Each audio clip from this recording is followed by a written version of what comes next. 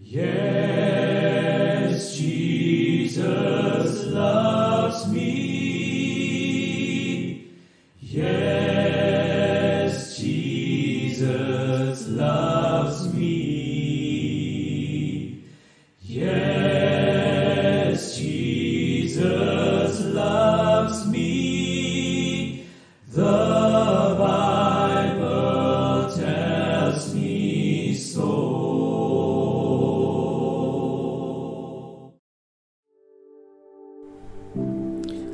Saudara-saudari yang terkasih di dalam Kristus, renungan saya kali ini masih seputar persahabatan.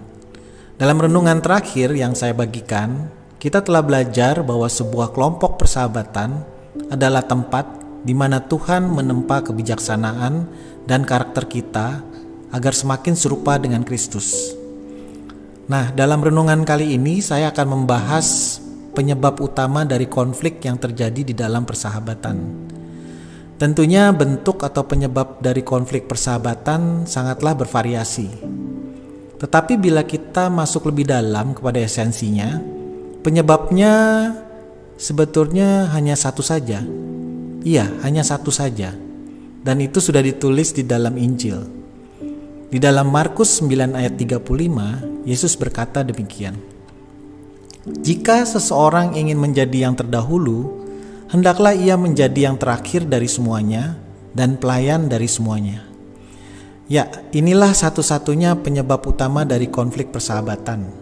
Sebuah pertarungan untuk merebut tempat nomor satu menjadi yang terdahulu.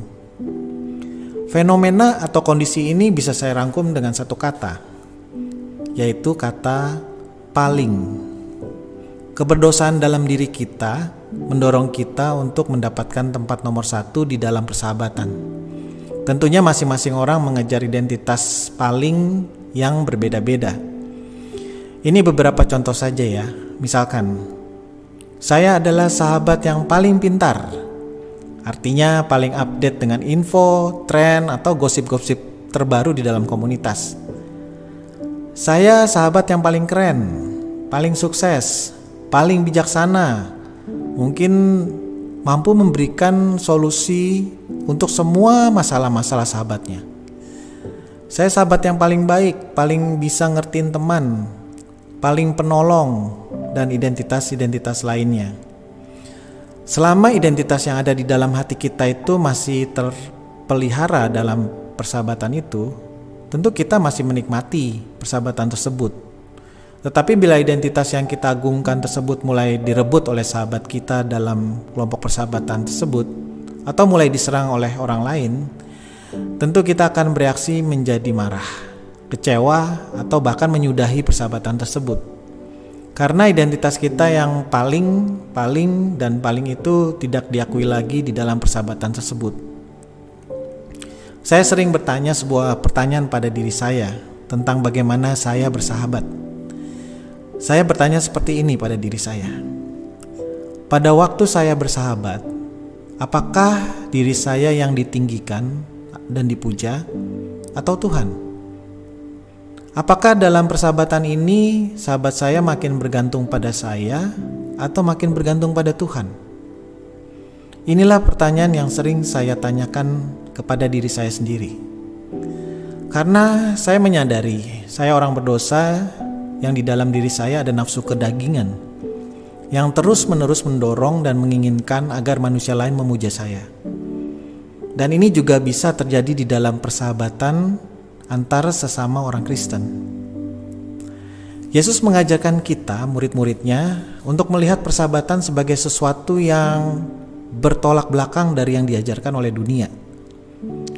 Kalau dunia mengajarkan kita untuk memasuki persahabatan dengan mentalitas menjadi yang terdahulu, membuat orang lain bergantung pada kita sepenuhnya, tetapi Yesus mengajarkan kita untuk menjadi yang terakhir, menjadi pelayan dari semua orang. Loh, apa artinya menjadi terakhir, menjadi pelayan dari semua? Kita perlu melihat pribadi Yesus dengan lebih jelas. Apakah menurut kita, menurut saudara selama ini, Yesus itu pas bersahabatan dengan murid-muridnya, Dia itu meninggikan dirinya sendiri dan menjadi yang terdahulukah? Tentu saja kita tidak akan berani mengatakan iya, karena itu berarti kita sedang menyembah sosok Yesus yang punya kepribadian yang narsis dan sombong. Tentu bukan begitu kan? Yesus selama hidupnya di dunia selalu memuliakan dan meninggikan Allah Bapa. Dia melayani kita, bahkan rela mengorbankan nyawanya, agar kita yang tadinya menjadi yang terakhir akibat keberdosaan kita, dapat menjadi yang terdahulu dan kudus di hadapan Bapa.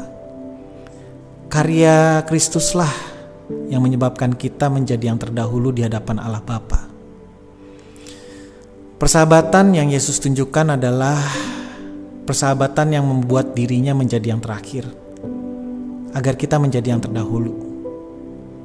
Inilah mentalitas yang perlu kita bangun di dalam diri kita sebagai murid-muridnya ketika berada di dalam sebuah persahabatan. Kita perlu menyangkal diri kita agar menjadi yang paling-paling tadi. Kemudian mengarahkan sahabat kita makin dekat dengan Tuhan dan meninggikan Tuhan, bukan meninggikan diri kita. Jangan sampai dalam persahabatan kita, sahabat kita lebih memuja kita dan bergantung pada kita, melebihi dia memuja dan meninggikan Tuhan. Kita semua dipanggil Tuhan untuk membuat persahabatan yang berpusatkan pada Tuhan, bukan persahabatan yang berpusatkan pada diri kita. Semoga kita semua bisa merasakan bagaimana Yesus telah menjadi sahabat bagi kita. Bagaimana Yesus mendahulukan kita di atas dirinya sendiri dan mendekatkan diri kita kepada Allah Bapa.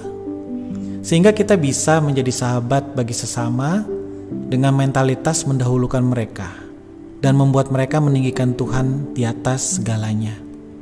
Mari kita berdoa. Tuhan, maafkan kami bila di dalam persahabatan kami ini kami masih ingin menjadi yang terdahulu. Kami masih ingin sahabat-sahabat kami meninggikan kami dan masih ingin mereka bergantung penuh pada kami. Ajar kami menjadi sahabat yang mendahulukan kepentingan sesama di atas kepentingan kami sendiri, dan membuat mereka semakin dekat dan meninggikan Engkau ya Tuhan. Amin. Tuhan Yesus memberkati saudara-saudara sekalian.